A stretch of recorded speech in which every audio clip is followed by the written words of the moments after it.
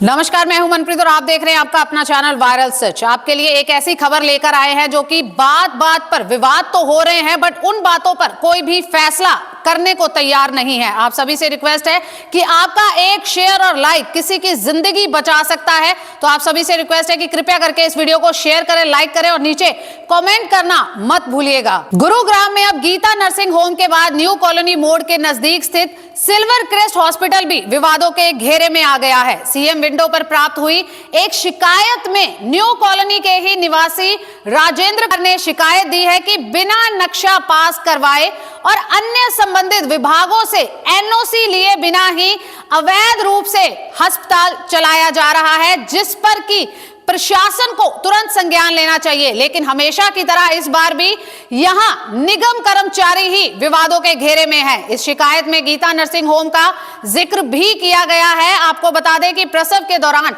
यहां एक महिला एवं नवजात बच्चे की मृत्यु के बाद यह नर्सिंग होम विवादों में आया था और पीड़ित पक्ष की शिकायत पर जांच के बाद मालूम हुआ कि यहां भी संबंधित सरकारी विभागों से परमिशन लिए बिना अवैध रूप से कार्य किया जा रहा था, जिस पर संज्ञान लेते हुए प्रशासन द्वारा इसे बंद करवा दिया।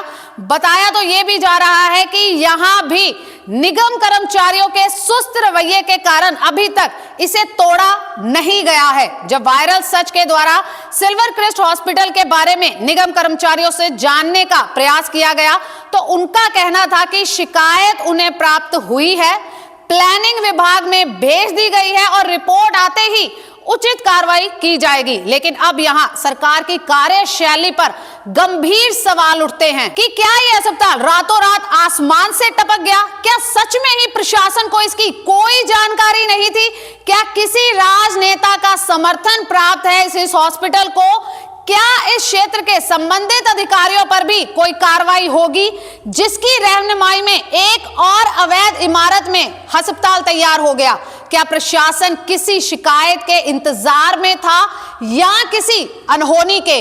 ये तमाम सवाल सरकार की कार्यशैली और नियत पर बड़ा प्रश्न चिन्ह लगाते हैं। लेकिन देखना यह होगा कि आखिर शिकायत मिलने के बाद भी और मामला संज्ञान में आने के बाद भी कार्रवाई करने में क्यों बरती जा रही है लापरवाही। देखिए, डेमोलिशन ऑर्डर 29/6 को जॉइंट कमिश्नर 1 ने कर दिए थे। अब 3 महीने के लगभग गुजर चुके हैं, पर उस पर अभी तक इन्होंने कोई कार्रवाई नहीं करी है। लिहाजा एक 265 का नोटिस इन्होंने जारी करा है, जो कि अगर मैं कानून के रूप से बात करूं तो डेमोलिशन ऑर्डर होने से पहले 265 का नोटिस जारी किया जाता है। देखिए, जैसा आप बता रहे हैं, अगर ऐसा है तो ये तो बड़ा ही शर्मनाक है और जो संबंधित अधिकारी हैं तो उनको संज्ञान लेके और उसके ऊपर कड़ी कानूनी कार्रवाई करनी चाहिए, क्योंकि किसी भी प्रकार की जान या माल की हानि हो उसके बाद अगर प्रशासन सक्रिय होता है तो उसका कोई लाभ नहीं, क्योंकि हमारे अंग्रेजी में कहावत है, prevention is better than cure.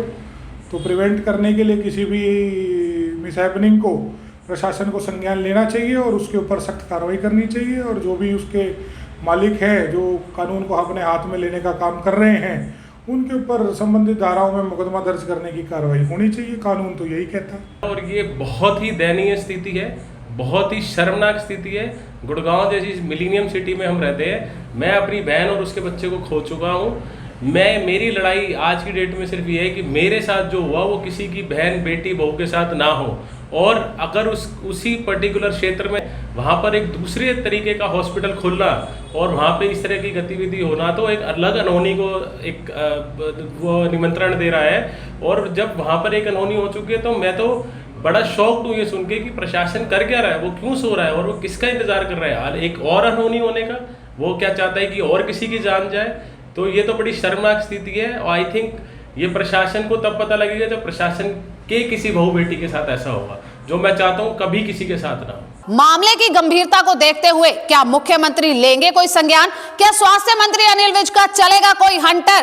क्या निकाय मंत्री कमल गुप्ता लेंगे कोई संज्ञान, या फिर नगर निगम ऑफिस या पीडब्ल्यूडी रेस्ट हाउस तक ही सिमट कर रह जाएंगे तमाम मंत्रियों के औचक निरीक्षण? या किसी बेकसूर की जान गंवाने से पहले ही लग जाएगा इस अस्पताल में सरकारी ताला। आप बताएं हमें कि क्या होना चाहिए। आपके कमेंट, आपके शेयर, आपके लाइक बहुत ज्यादा जरूरी है, क्योंकि धरातल की ऐसी खबरें वायरल सच आपके सामने लेकर आ रहा है कि जिसके कारण पूरे के पूरे परिवार पीड़ित हैं। तो आप सभी से रिक्वेस्ट है कि कृपया करके इस वीडियो को शेयर करें, लाइक करें। जनता की ऐसी ही आवाजें हम उठाने का लगातार प्रयास करेंगे और आपसे अनुरोध है कि अगर आपके पास भी ऐसी ही कोई जनहित की समस्या है तो आप हमसे फेसबुक पेज के जरिए कनेक्ट जरूर करें।